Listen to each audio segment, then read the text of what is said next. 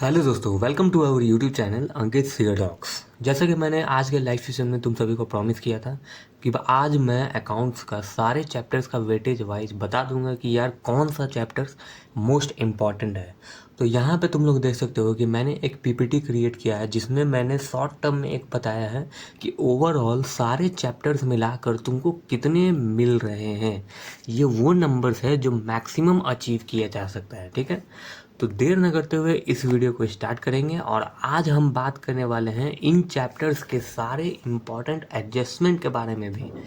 आप एडजस्टमेंट के बारे में खुद से पढ़िए, लेकिन मैं आपको बताने जा रहा हूँ कि इन सारे चैप्टर्स में से हर एक मोस्ट इम्पॉर्टेंट एडजस्टमेंट जो एग्जामिनेशन सी फाउंडेशन अकाउंट्स में आते ही आते हैं। तो प्लीज़ इस वीडियो को अंत तक ज़रूर देखें और मैं पूरी कोशिश करूँगा कि शॉर्ट वीडियो में सब कुछ बता दूँ। तो चैनल पहली बार आए हो तो चैनल को सब्सक्राइब करना और वीडियो को लाइक करना। जैसा कि तुम सभी को देख सकते हो कि मैं यहाँ पे अगर थोड़ा सा जूम करने की कोशिश करूँ तो यहाँ पे तुम लोग देख सकते हो कि मैंने यहाँ पे लिखा है ऑल इम्पॉर्टेंट चैप्टर्स और उसका मार्क्स। सबसे पहले एक फंडामेंटल रूल होता है अकाउंट्स में कि कैसे हम अकाउंट्स को पढ़ें और हम कैसे अपने अकाउंट्स के सिलेबस को कंप्लीटेड तरीके से कंप्लीट करें और हम कैसे अपने एग्जामिनेशन में भाई इन चैप्टर से जो भी क्वेश्चन आ रहा होगा उसका प्रॉपर सोल्यूशन दे सकें। तो यहाँ पे सबसे पहले तो ये है कि तुम्हारा अकाउंट्स थ्योरी कंप्लीट होना चाहिए। अकाउंट्स थ्योरी में कौन सा थ्योरी है भाई? ये वो थ्योरी है जो हर चैप्टर्स में जो थ्योरेटिकल पोर्शन है वो कवर होता है, जिसका वेटेज 16 मार्क्स का डेफिनेटली दिखेगा एग्जाम में, ठीक है। 12 मार्क्स ट्रू फॉल्स और 4 नंबर कभी कभी क्वेश्चन नंबर 1 के सी पार्ट में आ जाता है। उसके बाद कौन सा इंपॉर्टेंट चैप्टर है जो बेसिक से हम लोग पढ़ते हैं? जनरल 5 नंबर का होगा, रेक्टिफिकेशन ऑफ एरर 10 मार्क्स का होगा, बैंक रिकॉन्सिलिएशन स्टेटमेंट 10 मार्क्स का होगा, डेप्रीसिएशन 10 मार्क्स का होगा। उसके बाद भैया हम लोग क्या करें? फाइनल अकाउंट 15 नंबर का है और एवरेज ड्यू डेट 5 नंबर का है, कंसाइनमेंट 10 नंबर का है, कंपनी अकाउंट 15 नंबर का है, पार्टनरशिप अकाउंट 10 नंबर का है। तो ये वो चैप्टर्स है, कुछ 8 से लेकर 10 चैप्टर्स जो मिलाकर कुछ ऑलमोस्ट 100 नंबर का तैयारी दिखता है। ये वो इम्पोर्टेंट चैप्टर है जो ICAI के 8-10 अटेम्प्ट से ये चैप्टर्स आए ही आए हैं और इसमें कोई प्रकार का कोई झोल झमाल नहीं है। और ये वो चैप्टर है जो आप इजीली इसको क्वेश्चन को सॉल्व कर सकते हैं।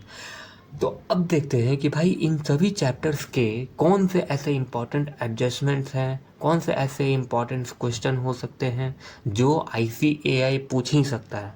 तो उसके बारे में हम लोग देखते हैं और उसमें हम लोग जानेंगे कि भाई क्या करना है और क्या नहीं करना है। तो उसके लिए हम जैसे कि हम सभी क्रोम ब्राउज़र में अपने आते हैं। तो यहाँ पे तुम लोग देख सकते हो कि मैंने ICAI का RTP का जून 2023 का मैंने अभी PPT ओपन किया है, ठीक है, PDF ऑन किया है। यहाँ पे हम लोग देखते हैं कि भाई हम लोग का जो सेलेक्टेड चैप्टर्स है उसमें कौन से ऐसे इंपॉर्टेंट क्वेश्चन हो सकते हैं, इंपॉर्टेंट एडजस्टमेंट हो सकते हैं, उसके बारे में बात करेंगे।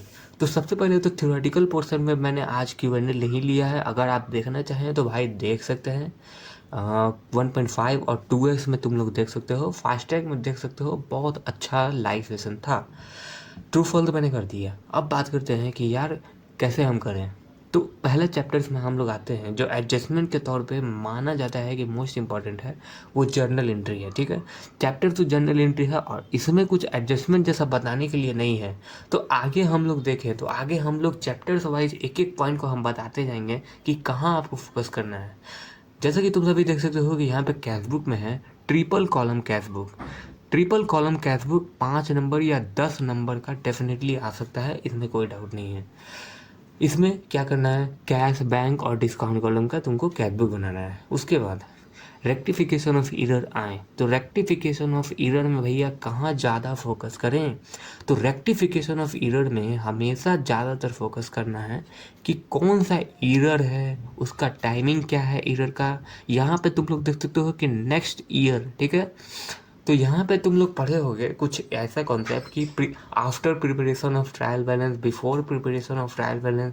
तो इन सभी चीज़ पे ज़्यादा फोकस करना है। कहीं देखना है क्वेश्चन में कि नेक्स्ट ईयर दिया हुआ है कि नहीं। ये वो ट्रांजेक्शन है जो तुम लोग सॉल्व कर ही लोगे, इसमें कोई डाउट नहीं है। नेक्स्ट चैप्टर पे आते हैं जो कि है बैंक रिकॉन्सिलिएशन स्टेटमेंट।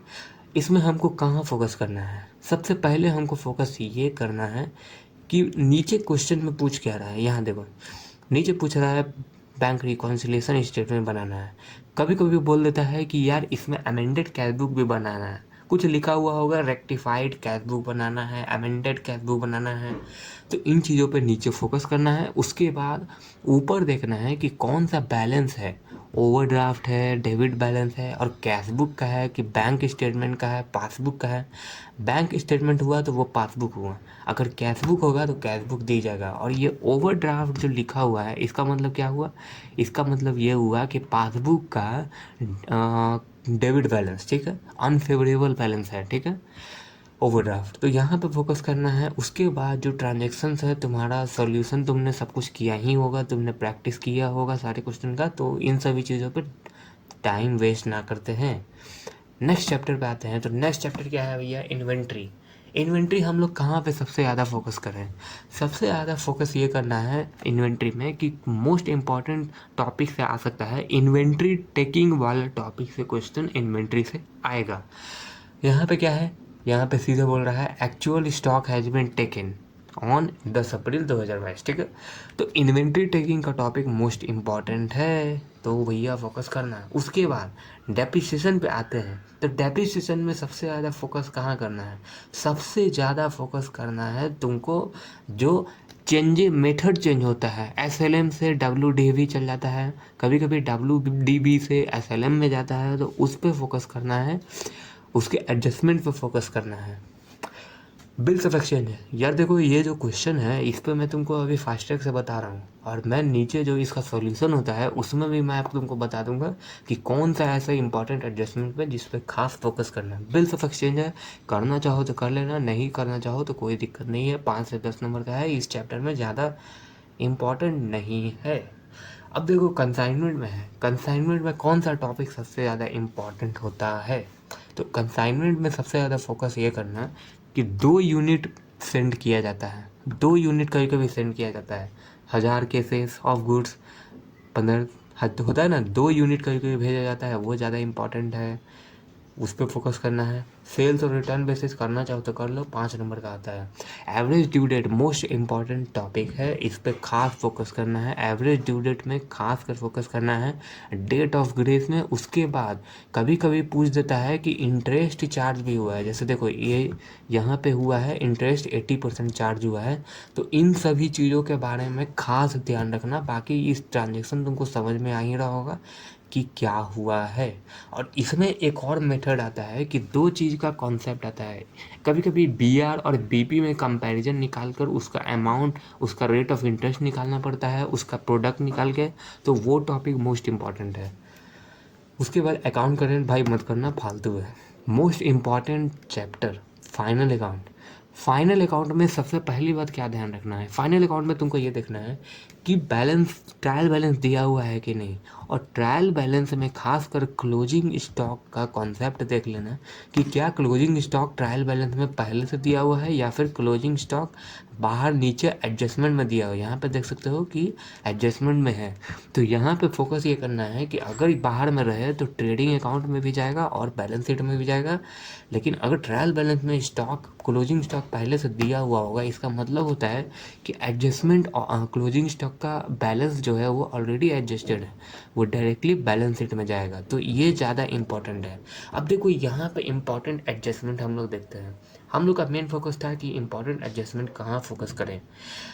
सबसे पहला एडजस्टमेंट ये जो है, include debtor 15,000 due from Ravi and include creditor 5,000।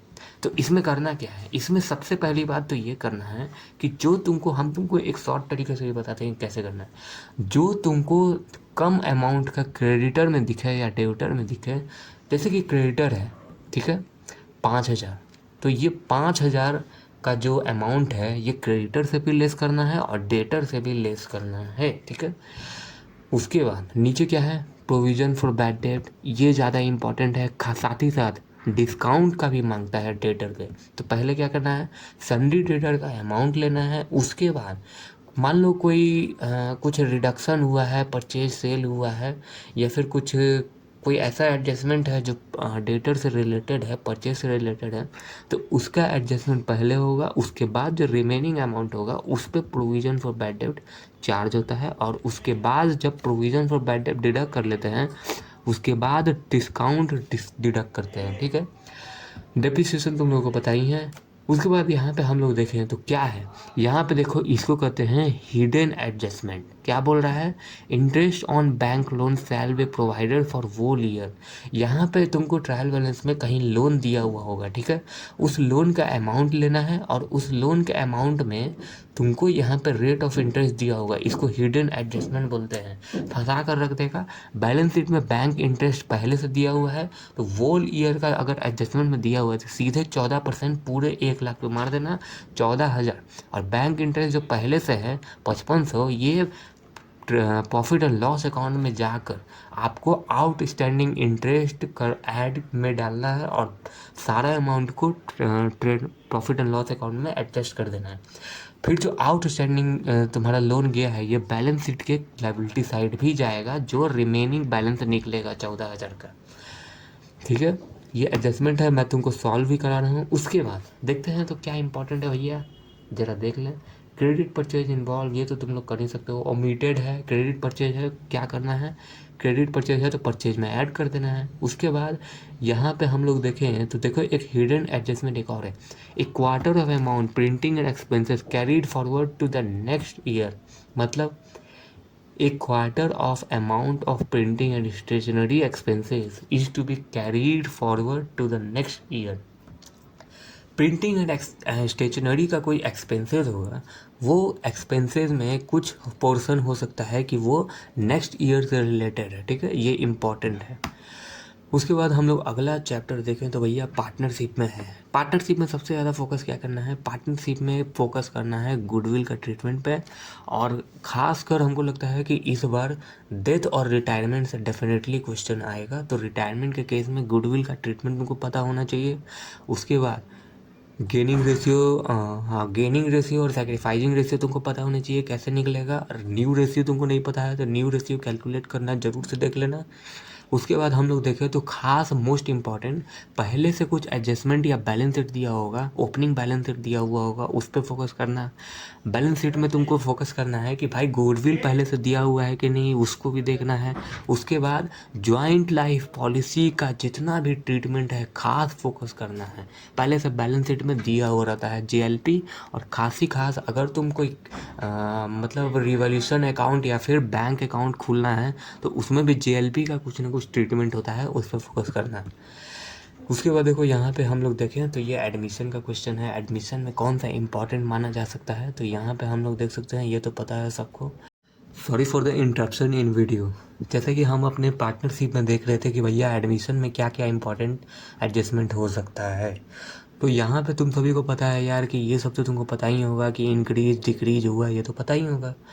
कभी कभी क्या होता है कि न्यू रेशियो नहीं दिया हुआ है, ओल्ड रेशियो नहीं दिया हुआ है, ओल्ड रेशियो दिया हुआ है या न्यू रेशियो निकालना है एडमिशन के टाइम, तो न्यू रेशियो निकालना तुमको खास फोकस करना होगा। सैक्रिफाइसिंग रेशियो पता करना इम्पॉर्टेंट है। और इसमें जो है एडमिशन के टाइम दो केस आता है कभी कभी, कि एडमिशन के टाइम सॉरी रिटायरमेंट के टाइम दो केस आता है, वो हम लोग आगे देखते हैं। यहाँ पे फिलहाल देखते हैं कि कौन सा इंपॉर्टेंट एडजस्टमेंट हो सकता है। तो यहाँ पे हर एडजस्टमेंट बहुत सिंपल है और सभी को पता है। कभी कभी यहाँ पे हम लोगों का नज़र नहीं जाता है क्वेश्चन में कि एक आउटस्टैंडिंग लायबिलिटी भी इनकर्ड हुआ था जो कि रिकॉर्ड नहीं हुआ है। क्या बोल रहा है, necessary entry not made in books of accounts में, उस पार्टनरशिप फर्म में रिकॉर्ड नहीं हुआ, तो हमको जब रिवॉल्यूशन अकाउंट जब बनाना पड़ता है तो ये इसका ध्यान रखना पड़ता है। लायबिलिटी इंक्रीज हो रहा है, इसका मतलब हम लोग डेबिट साइड रिकॉर्ड करेंगे रिवॉल्यूशन अकाउंट के। आगे देखते हैं तो एनपीओ के बारे में है। एनपीओ में कुछ खास इम्पोर्टेंट होता है, देखना। सबसे पहले तो तुमको ये ओपनिंग बैलेंस पे ध्यान देना है, ठीक है। ये ओपनिंग बैलेंस में हो क्या रहा है, कितना अमाउंट है, उसके बाद रेट ऑफ इंटरेस्ट दिया हुआ होगा, उस पर फोकस करना है। अब उसके बाद ये जो है रिसिप्ट एंड पेमेंट अकाउंट बना हुआ है, इसमें तुमको देखना है कि क्या जो आउटस्टैंडिंग का जो इंट्रीज, आउटस्टैंडिंग का भी कुछ कुछ एक हिडन एडजस्टमेंट होता है, वो क्या इन्वॉल्व है यहाँ पे अगर नहीं है तो सीधी सी बात है सीधे बनेगा। नीचे क्या बोलता है इसमें, you are required to prepare capital account, उसके बाद इनकम एंड एक्सपेंडिचर अकाउंट। चलो ठीक है, कैपिटल अकाउंट बनाने के लिए बोल रहा है तो नीचे खास कर ध्यान रखना क्या बोल रहा है, motor car expenses treated as applicable as private use. Motor car पहले से इंक्लूडेड होगा यहाँ पे, और ये जो अमाउंट है ये तुमको माइनस करना पड़ेगा क्योंकि वो प्राइवेट यूज के लिए है, ठीक है। उसके बाद हम लोग आगे जाएं तो आगे देखते हैं, तो कंपनी में हम लोग आगे हैं, और इशू ऑफ शेयर में सबसे ज़्यादा इम्पॉर्टेंट होता है इशू ऑफ शेयर में, जहाँ पे दो तीन केस निकल कर आता है कि शेयर इशू हुआ, फॉर फ्यूचर भी हो गया, री इशू हो गया, फिर कैपिटल रिजर्व का केस आया। ये सारा इम्पॉर्टेंट होता है। इसमें तुमको करना क्या है, अलॉटमेंट वाला जितना भी कॉन्सेप्ट है उस पर ज़्यादा फोकस करना है। अलॉटमेंट का सारा ट्रीटमेंट तुमको मॉड्यूल के हिसाब से देखना, सब कुछ देख देख के करो यार, तुम लोग प्रैक्टिस तो कर ही लिए हो गया। अलॉटमेंट पे करना है, और दूसरी कैपिटल रिजर्व पे खास फोकस करना है। उसके बाद देखना ये है कि जो रीपेमेंट हुआ है, और हाँ एक चीज़ और, कॉल्स इन एरियर और कॉल्स इन एडवांस पे ये ध्यान रखना कि कहीं इंटरेस्ट तो पे नहीं किया है, इंटरेस्ट पे फोकस करना है। जैसे कि ये क्या है, ये ओवर सब्सक्रिप्शन का केस है, एप्लीकेशन इशू हुआ था तुम्हारा। यहाँ पे देखो इस क्वेश्चन में तुम लोगों को फंसा देता है, ऑथोराइज शेयर कैपिटल 4 करोड़ दिया हुआ है, जिसमें से 30 लाख शेयर इशू किया था। और देखो हम लोग क्या फोकस नहीं करते हैं, फुल्ली पेड हो चुका है, डेट भी ध्यान रखना है, इस डेट पे फोकस करना। उसके बाद यहाँ पे एक वर्ड निकल कर आता है जो बोलता है कंपनी प्रपोज मेक फर्दर पे ध्यान रखना, फर्दर इशू 2,60,000, मतलब ये जो फुल्ली पेड हो गया उसके बाद भी 2,60,000 का शेयर इशू किया था, जिसका ईच ये हो गया 12 ईच ₹2 प्रीमियम होगा, ठीक है। उसके बाद यहाँ पे एप्लीकेशन तुम सभी को पता है, हमेशा ध्यान रखना कि प्रीमियम किस पे किया है, अलॉटमेंट पे किया है, साथ ही साथ एप्लीकेशन पे किया है, या वोल अलॉटमेंट पे किया है, फोकस करना है। अब ओवर सब्सक्रिप्शन का जब केस है, तो जब भी हम लोग एप्लीकेशन का ट्रीटमेंट करेंगे, एप्लीकेशन का एंट्री डालेंगे, तो ये 8,40,000 से डालेंगे, ठीक है। उसके बाद जब हम लोग ड्यू मारेंगे, जैसे अलॉटमेंट का ड्यू मारे, तो ये ड्यू जो अमाउंट होगा वो 2,60,000 से ड्यू होगा। एक एक चीज़ बता रहे हैं मेरे भाई, ध्यान रखो। और बाकी तो यार तुम लोग ये कर ही लोगे, ये अलॉटमेंट का केस है। कभी कभी यहाँ पे देखना, यहाँ पे देखो क्या बोल रहा है, फुल अलॉट हो गया, मतलब इसमें कोई ट्रीटमेंट नहीं करना है। कभी कभी बोलता है दूसरा एप्लीकेंट है जो 2 लाख अप्लाई की है, जिसमें से एक वर्ड निकल के आता है, कभी कभी नंबर के द्वारा भी बताया जाता है, कभी कभी वर्ड के द्वारा बताया जाता है। यहाँ पे बोला जाता है कि 1 शेयर फॉर एवरी 2, यानी कि half of the applicant amount allot कर दिया गया है। और बाकी यहाँ पे रीज़न बताया जाता है कि surplus on application being used to reduce the amount of allotment, मतलब जो जितना अलॉट हुआ उसका तो सब हो गया, लेकिन जो बचा हुआ जो एप्लीकेंट अप्लाई किया है वो अलॉटमेंट में जितना अमाउंट ड्यू होगा वो लेस हो जाएगा। सेम यही है फर्दर में, कभी कभी एक और पार्टी निकल के आता है जो 6 लाख के लिए अप्लाई किया है, जिसको सेम तरीके से बोल रहा है, देखो एवरी 5 शेयर अप्लाइड, मतलब डिवाइड बाई 5 करना है, कितना होगा, जितना भी होगा तुम लोग देख लेना। उसके बाद क्या बोल रहा है यहाँ पे, रीज़न देखो, द एक्सेस बिंग रिटर्न, तो भैया जो तीसरा एप्लीकेंट है उसका रिटर्न का तुमको एडजस्टमेंट बना होगा। अब ये तभी हो पाएगा जब तुमको प्रोराटा अलॉटमेंट का हर एक कॉन्सेप्ट अच्छे से पता होगा, और बाकी फाइनल कॉल का नॉर्मल है। अब आते हैं कि भैया फॉर फ्यूचर ऑफ शेयर है, जब्त करना है, तो यहाँ पे क्या है, यहाँ पे 2 क्वेश्चन निकल के आता है, तो हम लोग आगे अगर देखें तो क्या क्या निकल कर आता है ज़रा देख लें।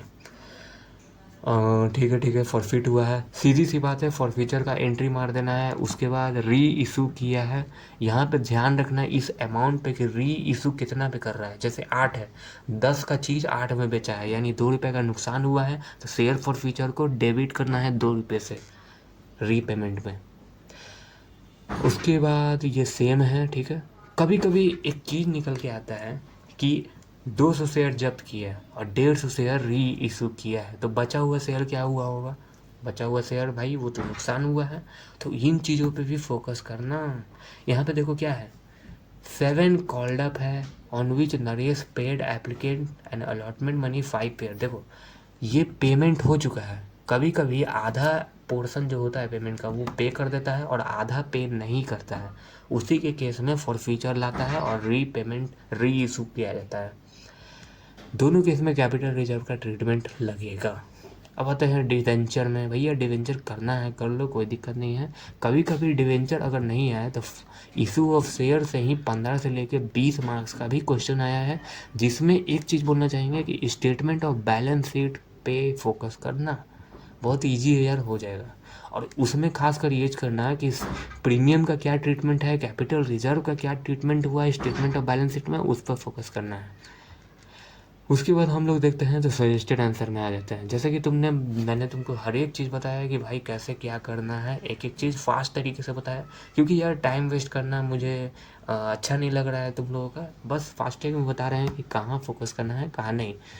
अब देखते हैं कि यार बैलेंस शीट हम लोग आगे देखते हैं सजेस्टेड आंसर में, तो कहाँ तुम लोगों को खास फोकस करना है। जनरल एंट्री तुम सभी को पता ही होगा, एसेट और एक्सपेंस बढ़ेगा तो डेबिट होगा, इनकम और लाइबिलिटी इंक्रीज होगा तो क्रेडिट होगा, और अपोजिट वाइस वर्सा होता है। उसके बाद ट्रिपल कॉलम तुम लोग देख सकते हो, ट्रिपल कॉलम में खासकर डिस्काउंट को सबसे आगे लेना, उसके बाद कैश आता है, बैंक आता है, और डेट का कॉलम खास ध्यान रखना। भाई प्रैक्टिस करना, कल के दिन क्या करना है तुमको, लास्ट कल के दिन उसके बारे में भी एक और वीडियो आएगा, खास अभी ध्यान दो। यहाँ जनरल एंट्री अभी मैंने बता दिया, रेक्टिफिकेशन है, ठीक है ठीक है ठीक है। यहाँ पे देखो, यहाँ पे देखो, रेक्टिफिकेशन ऑफ एरर में कभी कभी बोला जाता है कि यार profit and loss adjustment account बनाओ। Profit and loss adjustment account है क्या? हर वो ट्रांजेक्शन्स जिससे फाइनल अकाउंट अफेक्ट होता है वो सारे transactions profit and loss adjustment account में जाएंगे। ये जस्ट एक प्रॉफिट एंड लॉस अकाउंट की तरह है।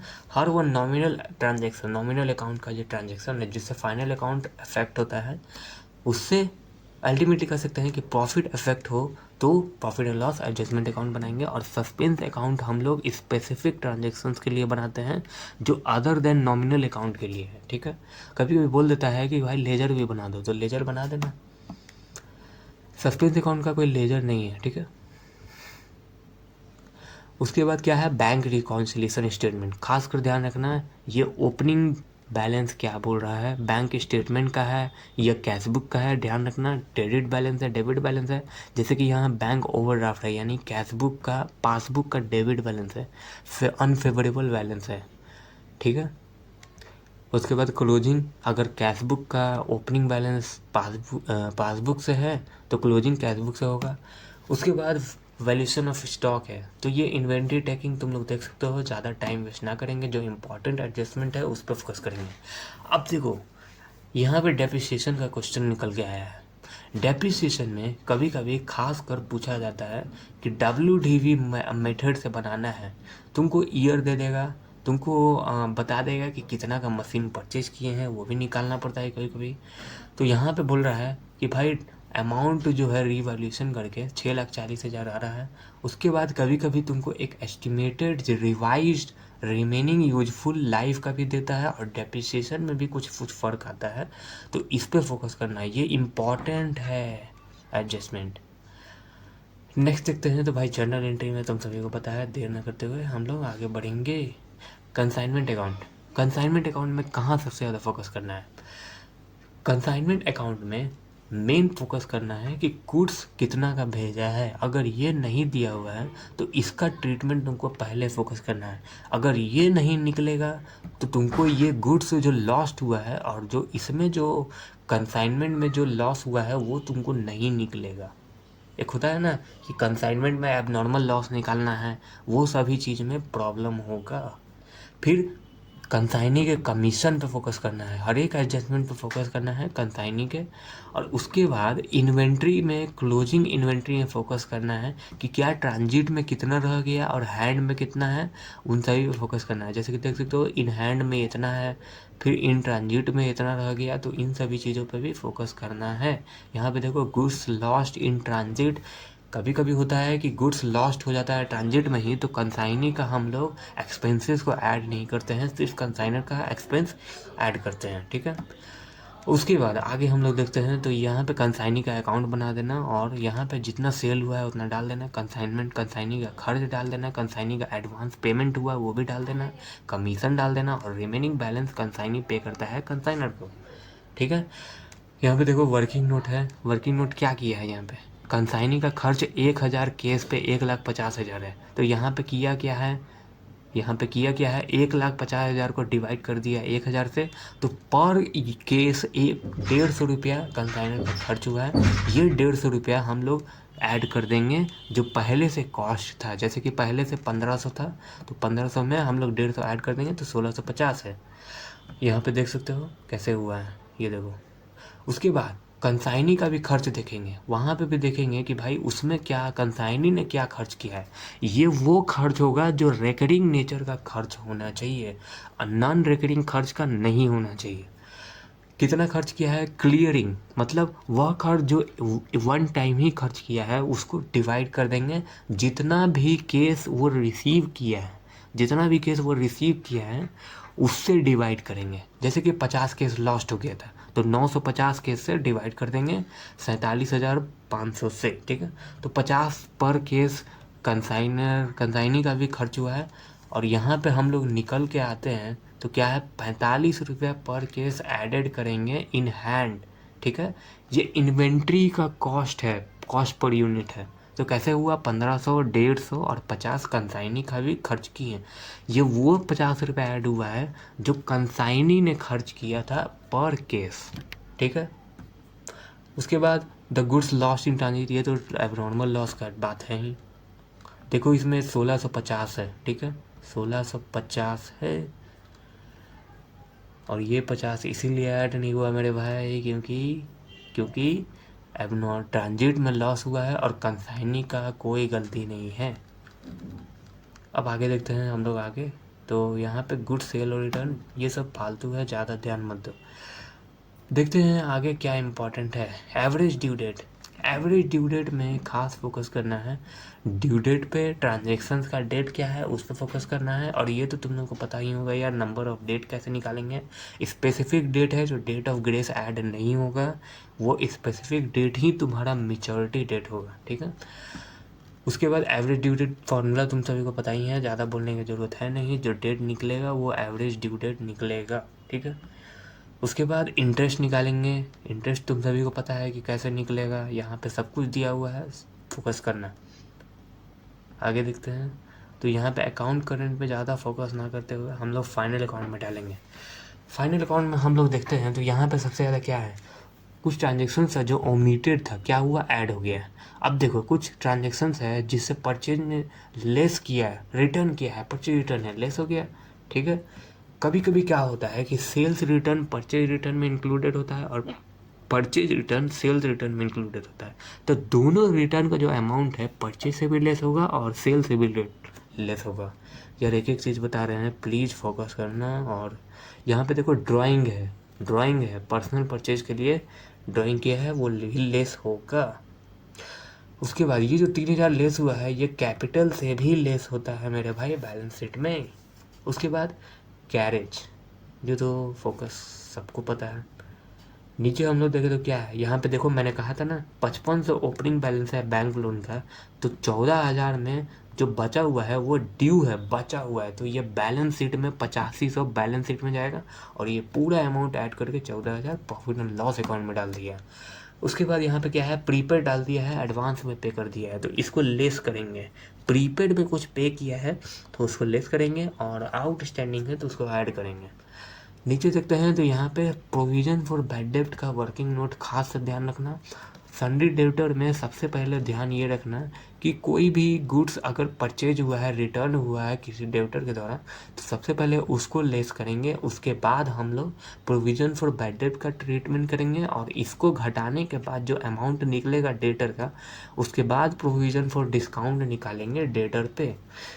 उसके बाद देखते हैं तो भाई आगे क्या है, यहाँ पे बैलेंस शीट में हम लोग आते हैं तो यहाँ पे तुम लोग देख सकते हो नेट प्रॉफिट ऐड किया है और यहाँ पे मैंने कहा था कि भाई 3000 भी ये ऐड होगा ड्राइंग में और ऐड करके पूरा लेस होगा ड्राइंग। देखो बैंक इंटरेस्ट 8500 यहाँ पे आ गया है। डेटर डेबिट साइड देखें तो सबसे पहले क्या है, सन्डी डेटर का बैलेंस लिया, उसके बाद प्रोविज़न फॉर बैड डेब्ट को लेस किया निकाल के, जो रिमेनिंग बैलेंस था उस पर प्रोविज़न फॉर डिस्काउंट का जो रेट ऑफ इंटरेस्ट दिया हुआ होगा वो लगाकर इसका अमाउंट घटाया है, और आखिरी में बचता है ये तुम्हारा डेटर का वैल्यू है। ठीक है, प्रीपेड एक्सपेंस जो प्रीपेड प्रिंटिंग एक्सपेंस जो पे कर दिया था वो बैलेंस शीट के एसेट साइड जाएगा, क्योंकि वो एसेट्स है, बाद में हमको फ्यूचर में बेनिफिट मिलेगा। आई होप तुमको समझ में आ गया। अब देखते हैं कि भाई एडजस्टमेंट कैसे कैसे लिया है। सन्डी डेटर है, सन्डी डेटर है, देखो मैंने कहा था ना सन्डी डेटर का अमाउंट लेना है, कोई एडवांस परचेज सॉरी कोई परचेज किया है जो रिटर्न कर दिया तो वो डेटर से भी लेस होगा मेरे भाई। कुछ सेल किया है, सॉरी सेल किया है बट वो रिटर्न कर दिया कस्टमर ने, तो यहाँ पे 5,000 रुपये सन्डी डेटर से घटेगा, और स्टॉक में तुम्हारा उसका जो कॉस्ट अमाउंट है, कॉस्ट प्राइस है, वो ऐड होगा। ठीक है, ये सेल वैल्यू है, सेल वैल्यू है, मतलब कि इसमें प्रॉफिट इंक्लूडेड होगा। प्रॉफिट को घटाएंगे तो हमारा कॉस्ट वैल्यू निकलेगा, वो बैलेंस शीट में क्लोजिंग स्टॉक में ऐड हो जाएगा। यहाँ पे प्रोविज़न फॉर डाउटफुल का ट्रीटमेंट देखो, 5% 1,15,000 पे लगाया है, जो कि 5,000 रिटर्न किया था। ठीक है, 5750 इसको रिटर्न करने के बाद प्रोविज़न फॉर डिस्काउंट घटाया है। सन्डी क्रेडिटर, सन्डी क्रेडिटर क्या है, तो भाई परचेज किया था, ऐड कर दिया, set off in respect of Ravi. ठीक है, नेक्स्ट आगे देखते हैं, तो आगे क्या क्या हो सकता है। जस्ट ए सेकेंड दोस्तों। General entry, average due date, average profit का, अच्छा ये पार्टनरशिप का है। ठीक है, ठीक है, ठीक है, ठीक है, ठीक है। कैलकुलेशन ऑफ कैपिटल, देखो ये जो एडजस्टमेंट है, ये जो एडजस्टमेंट है इस पे फोकस करना है, लेकिन उस पे ज़्यादा फोकस करना ज़रूरी नहीं है, क्योंकि ऐसा एडजस्टमेंट कभी कदार ही आता है। सबसे ज़्यादा फोकस ये करना है कि भाई अमाउंट कितना दिया हुआ है, ये ज़्यादा फोकस करना है। उसके बाद जर्नल एंट्री पे फोकस करना, average profit, treatment of goodwill का खास फोकस करना है। सुपर प्रॉफिट में है, नॉर्मल प्रॉफिट में निकालना है, या और भी कोई गुडविल का मेथड है उससे निकालना है गुडविल, उस पर फोकस करना है। हर प्रकार के गुडविल ट्रीटमेंट तुमको पता होना चाहिए। उसके बाद रीवैल्यूएशन अकाउंट में कहाँ ज़्यादा फोकस करना है। रीवैल्यूएशन अकाउंट का सबसे पहले तो कोई ओपनिंग बैलेंस नहीं है भाई, क्रेडिट साइड क्रेडिट बैलेंस निकला तो प्रॉफिट है, डेबिट बैलेंस निकला तो लॉस है, सीधी सी बात। यहाँ पे देखो क्या हुआ, इन्वेंट्री इंक्रीज हुआ, लैंड एंड बिल्डिंग इंक्रीज हुआ तो क्रेडिट साइड चला गया, क्योंकि ये डेबिट हुआ होगा, और लाइबिलिटी बढ़ रहा है तो ये डेबिट साइड चल गया, और यहाँ पे एसेट घट रहा है तो ये भी डेबिट साइड चल गया। उसके बाद पार्टनर्स कैपिटल में जाते हैं। पार्टनर्स कैपिटल में सबसे पहले हम लोग पार्टनर्स का ओपनिंग बैलेंस लेंगे। बैलेंस शीट में जो भी अमाउंट है जो डिस्ट्रीब्यूट होगा, जैसे जनरल रिजर्व या फिर पहले से गुडविल दिया होगा तो गुडविल ट्रांसफ़र होगा ओल्ड पार्टनर्स में, वो भी ओल्ड रेशियो में। ठीक है, उसके बाद कोई आउटस्टैंडिंग लाइबिलिटी है जो पर्टिकुलर पार्टनर ने पे किया है, किसी एक पार्टनर ने पे किया है, तो आउटस्टैंडिंग लाइबिलिटी का हम लोग एंट्री डाल के उस पार्टनर का नाम भी लेंगे और वो अमाउंट डालेंगे। रीवैल्यूएशन में जितना ही प्रॉफिट हुआ है वो क्रेडिट साइड चला जाएगा पार्टनर्स के, या लॉस हुआ है तो डेबिट साइड चला जाएगा, और बाकी क्लोजिंग बैलेंस निकाल लेंगे।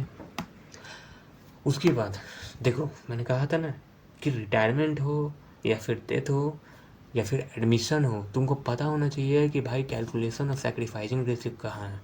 सैक्रिफाइसिंग रेशियो तभी निकलेगा, गेनिंग रेशियो तभी निकलेगा जब तुमको न्यू रेशियो निकलना पता होगा। ठीक है, न्यू रेशियो कैसे निकलेगा, न्यू रेशियो तभी निकलेगा जब आपको न्यू रेशियो निकालना आएगा, तो न्यू रेशियो तुमको पता होना चाहिए कि कैसे निकलेगा। देखते हैं आगे क्या बोलता है। तो ये क्या है, गुडविल का ट्रीटमेंट है, तुम लोग एडजस्टमेंट के थ्रू भी डाल सकते हो। बैलेंस शीट क्या है, तो यहाँ पे देखो ओपनिंग बैलेंस शीट है, खास ध्यान रखना, कभी कभी बोलता है ओपनिंग भी बनाओ और क्लोजिंग भी बनाओ। क्लोजिंग में जो बैलेंस निकलेगा कैपिटल फंड निकलता है इसमें, no no no no no, capital fund नहीं। क्लोजिंग बैलेंस जो भी होगा यहाँ पे तुम लोग देख सकते हो, इनकम एंड एक्सपेंडिचर में कहाँ फोकस करना है? इनकम एंड एक्सपेंडिचर में सिर्फ नॉमिनल नेचर का ट्रांजेक्शन से रिकॉर्ड होगा, सबसे पहली बात ये था। उसके बाद जितने भी प्रकार के तुम्हारे इनडायरेक्ट इनकम या एक्सपेंसेस का एडजस्टमेंट है वो इनकम एंड एक्सपेंडिचर में जाएगा, ठीक है। उसके बाद कैपिटल अकाउंट, यार कैपिटल अकाउंट तुम सभी को पता ही है कैसे करेंगे कैसे नहीं करेंगे। यहाँ पे तुम सभी देख सकते हो ड्राइंग है, कैश बैंक कर सकते हो। बैलेंस शीट बनाना है, क्लोजिंग बैलेंस शीट बनाना है या ओपनिंग बैलेंस शीट, तुम लोग देख लेना ओपनिंग बैलेंस शीट पे फोकस करना है या क्लोजिंग बैलेंस शीट बनाने टाइम। आगे हम लोग देखें तो आगे भैया क्या है, जर्नल ऑफ फिलिपींस लिमिटेड, अच्छा ठीक है, ये कंपनी का जर्नल एंट्री है। यहाँ पे सबसे ज़्यादा फोकस ये करना है कि जो अमाउंट रिसीव हुआ है उससे इनटू करना है। सबसे पहले तो ये अमाउंट रिसीव हुआ है, उसके बाद हम लोग ट्रांसफ़र करते हैं जो एप्लीकेशन अमाउंट, तो यहाँ पे देखना है कि क्या कुछ पोर्शन ऑफ अमाउंट एप्लीकेशन में जो रिसीव हुआ है वो अलॉटमेंट में रिसीव होगा, अलॉटमेंट में एडजस्ट होगा, या कुछ पोर्शन ऑफ अमाउंट रिटर्न हो रहा है, इसके बारे में पढ़ना है। उसके बाद अलॉटमेंट का हम लोग नॉर्मल इनटू ड्यू डालते हैं, फिर ड्यू डालने के बाद यहाँ पे हम लोग bank account debit to allotment का पेमेंट करते हैं। यहाँ पे तुम लोग इक्विटी शेयर में 5 लाख, जैसे जैसे देखो ड्यू कितना का था अलॉटमेंट का, 13 लाख, 13 लाख है ड्यू। तो यहाँ पे अलॉटमेंट में तुम लोग अलॉटमेंट का जो क्रेडिट है यहाँ पे 13 लाख कर सकते हो, लेकिन यहाँ पे तुमको डेबिट साइड में डालना होगा कॉल इन एडवांस। एडवांस में जो पेमेंट हुआ वो कॉल इन एडवांस को डेबिट करेंगे, जितना भी अमाउंट एडवांस पे हुआ है। और इसमें और क्या जा सकता है, हो सकता है कोई कॉल्स इन एरियर है तो कॉल्स इन एरियर वो भी डेबिट साइड जाएगा, और जो रिमेनिंग बैलेंस होगा वो बैंक अकाउंट में डेबिट होगा। ऐसे भी कर सकते हैं, या फिर सिंपल रिमेनिंग अमाउंट का ट्रांजेक्शन डाल सकते हो, ये भी सही है। बाकी तो यार ड्यू पेमेंट वही है। अब देखो यहाँ पे मोस्ट इम्पॉर्टेंट एडजस्टमेंट है, ये जो एडजस्टमेंट है इसी को कहते हैं प्रोराटा अलॉटमेंट। यहाँ पे हर चीज़ पता है, ये क्या है, पार्टी है, कौन कौन अप्लाई किया है, कितना अप्लाई किया है, कितना उनको अलॉट हुआ, कितना उसके हिसाब से एप्लीकेशन पे रिसीव हुआ। ये जो एप्लीकेशन है, ये एप्लीकेशन पर यूनिट जो होता है उससे इनटू किया गया है, और अमाउंट रिक्वायर्ड ऑन एप्लीकेशन यहाँ पे वो भी दिख जाएगा। ये बेसिकली एप्लीकेशन का ड्यू है, ठीक है। उसके बाद अमाउंट एडजस्ट ऑन अलॉटमेंट, इसका मतलब जिस पार्टी को अलॉट किया गया है अलॉटमेंट पे एडजस्ट के लिए, तो यहाँ पे चौथा में पोर्शन लिख रहा है कि वो अलॉटमेंट पे इतना पार्टी का इतना एडजस्ट हुआ है। उसके बाद तीसरे पार्टी ने का जितना अलॉट हुआ है वो इतना हुआ है। उसके बाद कभी कोई बोलता है रिफ़ंड हुआ है, तो रिफ़ंड का तुमको निकल जाएगा इसमें भी, ठीक है। रिफ़ंड हो, एडजस्टमेंट अलॉटमेंट पे एडजस्ट हुआ हो, दोनों एप्लीकेशन रेट पे मल्टीप्लाई होता है। उसके बाद सीधी सी बात है, अलॉटमेंट का ड्यू करो और अलॉटमेंट पे अमाउंट रिसीव कर दो। ये था तुम्हारा अलॉटमेंट। यहाँ पे हर प्रकार का हर चीज़ निकल जाएगा तुमसे। बाकी जनरल एंट्री है, सभी को पता है कि इसको कैसे करना है। आगे देखें तो यहाँ पे तुम लोग देखो क्या है, रीपेमेंट किया है, यहाँ पे देखो जब्त किया, जब्त करने के बाद क्या है, ये जो फॉरफीटेड अमाउंट है इतना पैसा मिल चुका है, मतलब ये वो अमाउंट है जो पेड अप है, पेड अप कैपिटल, ठीक है। और ये कॉल्ड अप कैपिटल होता है, मतलब इतना डिमांड किया गया है और पेड अप इतना शेयर फॉरफीटेड शेयर से क्रेडिट करते हैं। उसके बाद ये री इशू है, री इशू कितना री इशू किया है ये तुमको पता ही है। ये जो डेबिट किया गया है फॉरफिटेड शेयर, मतलब इतना नुकसान में सेल रीसेल हुआ है। और यहाँ पे एक थ्योरी निकल के आता है कि क्या री इशू सेल है, क्या री इशू जो होता है वो सेल है, नहीं। री इशू एक ऑलरेडी सोल्ड किया हुआ होता है, ठीक है। फॉर फ्यूचर कैपिटल रिजर्व का ट्रीटमेंट तुमको पता होना चाहिए, यहाँ पे कैपिटल रिजर्व का ट्रीटमेंट भी तुमको दिखा दिया जाएगा, जस्ट सेकंड। अच्छा नहीं है, ठीक है। कैपिटल रिजर्व का तुम लोग देख सकते हो, मॉड्यूल में दिया हुआ होगा। डिवेंचर पे यार ज़्यादा फोकस मत करो, नीचे देखते हैं तो और क्या है, ट्रेड बिल और अकोमोडेशन बिल फालतू है, ज़्यादा ध्यान मत दो, ठीक है। तो लीजिए दोस्तों, फाइनली हम लोग ICAI के लेटेस्ट जो RTP है उसमें एक एक पॉइंट मैंने कवर किया है कि भाई कैसे कैसे क्या करना है। आई होप इस वीडियो से तुमको 10% का भी हेल्प हुआ होगा। तो इस वीडियो को ज़रूर से लाइक करना मेरे भाई प्लीज़, और शेयर कर देना अपने सीए फाउंडेशन के जितने भी मित्र हैं, और चैनल को ज़रूर से सब्सक्राइब करना। इस तरीके के हेल्पफुल कंटेंट यहाँ पे आते रहेंगे। तब तक के लिए जय हिंद।